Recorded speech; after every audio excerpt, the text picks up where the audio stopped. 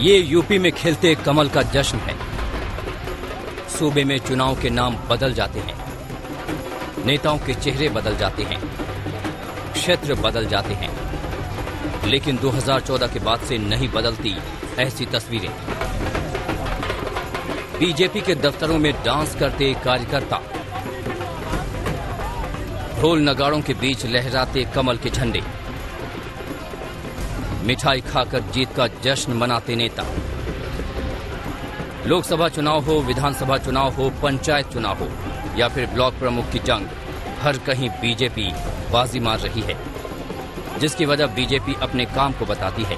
PM से लेकर CM तक की पीठ थपथपाती है।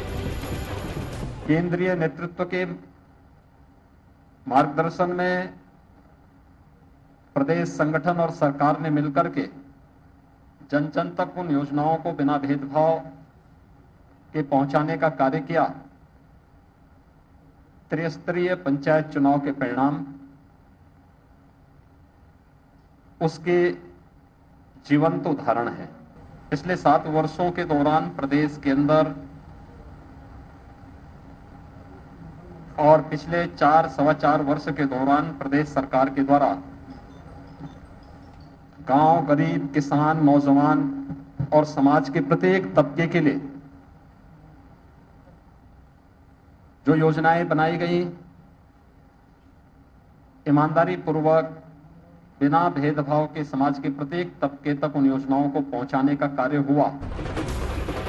पंचायत चुनाव में बीजेपी के जश्न का सिलसिला थमा भी नहीं था कि ब्लॉक प्रमुख चुनाव एक बार फिर खुशियों की सौगात लेकर आया, जिसने 2022 के विधानसभा चुनाव से पहले बीजेपी के कार्यकर्ताओं में नया जोश भर दिया है, क्योंकि पंचायत से लेकर पार्लियामेंट तक यूपी में बीजेपी का दबदबा देखने को मिल रहा है। पंचायत चुनाव की 75 सीटों में बीजेपी और उसके सहयोगी दलों को 67 सीटों पर जीत मिली थी।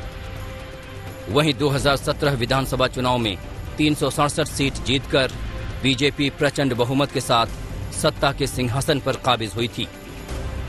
वहीं 2019 चुनाव में भी यूपी में एक बार फिर कमल ने परचम लहराया और बीजेपी सहयोगियों के साथ 64 सीटों पर जीत हासिल करने में कामयाब रही।